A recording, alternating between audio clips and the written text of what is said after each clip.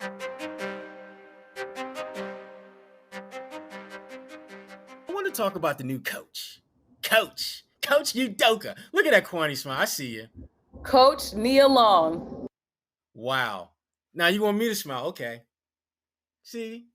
let me ask you a question though. Because he's walking into a situation that is very unique. He has not one but two young all-stars, which is something very few coaches walk into. He's with an organization that doesn't just talk the talk about winning championships. It's literally what they do. They've done Yeah. it more than there's not a single team in league history that's won more championships than them. So you know where their heads at from the jump. And you from the outside, you're thinking that's a ridiculous amount of pressure on a first year coach who's never done this thing before, who's never been the head coach of a team. What for you would you consider like a realistic expectation from Udoka? This is gonna sound so Boston media of me, Oh but Lord. realistic expectation, I think it's still the Eastern Conference Finals. With the roster that they had last year and the year before, I'll put the caveat of depending on what move Brad Stevens makes before the season start, whether that means the draft or somehow finagling the roster, but we've been saying this for I feel like for 5 years at this point that this team has potential to make it. I don't know why my earring just fell out of my ear. That my earring agrees that this team has the potential to make it that far when you look at the landscape of the league. And I know Milwaukee is still at the top of the NBA at this point, the Eastern Conference. I'm not saying that it's a given, but they are competitive enough. They have the drive. They have two young, as you mentioned, all-stars who have been on that stage already. So for Ime to have the two all-stars that potentially will be on that roster when he starts, but also we look at his experience of being under Coach Popovich. He's in Tokyo right now with that one of those all-stars that we mentioned, Jason Tatum. So he's getting the opportunity to figure out what his star is like, how he plays, what he needs to do when it comes to the season. He's getting enough prep time. I think that when the season starts, he'll be able to figure out this roster again with whatever pieces that he has and work with the knowledge that he's learned or gained from Coach Popovich and really build. And if not this season, then definitely within the next few years, because I don't think it will take that long for him to rally up a team. It seems like a lot of NBA players respect him. And I think that's also a really big factor when it comes to being able to rally a team all the way to that stage. And I'm not saying I think that he can do it. Well, here's the thing. And my expectations are at a minimum, find a way to win the division. Find a way to win the division because that means you've guaranteed yourself home court advantage. And I would love to see what the Boston Garden, what the TD Garden looks like in a Yeah. playoff where those fans have not been able to really fully consume a postseason like they're used to in a minute. So that's going to be off the chain. Now, here's why I think this is going to work out better than people expect. I have seen up close what happens when a very good coach is replaced because you need a different voice. You need a different type of culture. When I was in Detroit, Rick Carlisle, who everyone knows, I freaking love me some Rick Carlisle. Love Rick Carlisle to death. Had nothing to do with him being a Celtic and everything to do with the fact that I think he's just a hell of a coach. His first year in Detroit, his team at best was like 5, 10 games outside of being a playoff team. They should have been absolute trash. Rick won 50 games that year. The best coaching job I've ever seen anyone do. And he had another good year after that. But here's the thing. At some point along that road, they realized that he's not going to take us any further than what he's done. He's done a great job and he's given us a chance to be relevant again. But this is pretty much, as Boys and Men would say, the end of the road. End of the road. And so the Pistons decided we can let go. We can let go. And they did. They fired him. They brought in Larry Brown. They won a title that first season. And it kept basically that core group intact for the most part.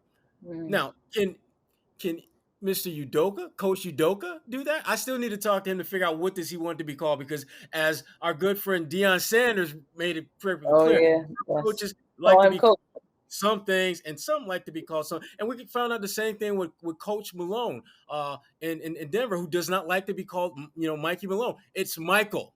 It's Okay. Michael. Which that's another bullshit story for Yeah. another day. He You was you wrong feel for what he did. He was wrong for what he did in that instance, but that's another story. But anyway, yeah. my point is this. Sometimes in order to get what your ultimate goal is as an organization, which for Boston is to win a championship, you have to let a good coach to the side to bring in a great fit. And that doesn't mean that Udoka is a better coach than Brad, but he may very well be a better fit for this team to get to where they want to get to. And the relationship that he's building with Jason Tatum is huge. That is going to play. I love the fact that Jason Tatum feels comfortable enough with him already to bag on him when he's trying to guard him in practice in Team USA. Like Jason, Yeah.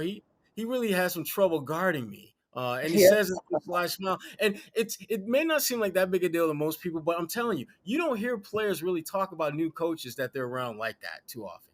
It speaks to the level of comfort that they are establishing with each other. And again, to your point, Kwani, when you talk about Udoka's past experience, he's been with San Antonio teams that had to grind in order to be a championship contender.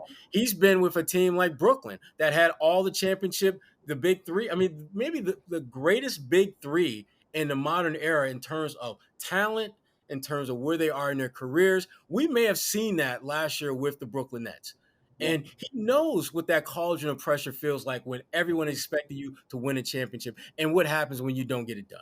So all of those experiences are going to help shape how he handles adversity in Boston, because he's going to have some, whether it's a 3-4 game losing streak, whether it's a key player getting hurt, whether it's, an issue that he has with a player, something or some things will come up and he's going to have to deal with them, and he's going to have to figure out a way to navigate through them. And he's going to do what most of us do when we're in positions of leadership, is lean on the experience that we have, lean on what we've learned along our journey to help us continue along our journey. I'm excited about Yeah. him this year. I'm really excited about the fact that I think he is going to do better than people expect. I think the expectation level among Celtics fans is not high, because they're looking at Brooklyn. They're looking at the champs in Milwaukee. They're looking at, Rick Carlisle in Indiana. Indiana's going to be better now that Rick is there. You don't know really what to make of Toronto, but they are who they are. Chicago shows some signs, but they kind of falter, so you're not really sure what they can do. There's at least 4, 5, 6 different teams that, and we're not even talking about the Miami Heat, who are always going to be tough and grimy, gritty type teams. You don't really know where they're going to fit in that pecking order. But I think with Udoka, you've got someone who has the kind of experiences that can help him figure out pretty quickly how to compete. Because that's the thing that, as a young coach, you have to figure out from day one. How is my team going to compete? Because we may not win as many games as I want, but damn it, we can control how we compete, and damn it, we can control how we challenge other teams to beat us. If we're going to lose a game, make it so that they won the game and not that we lost it. That has to be part of the blueprint for Udoka when he comes in here. So I'm expecting them to be. I expect them to win the division, and we're not even talking about Philadelphia. Yeah. But Philadelphia, I think the process is about to be reprocessed into something that's going to look very different than what we've seen. Hi guys, Cedric Maxwell here. I want to take a minute to tell you about Marigold Medical.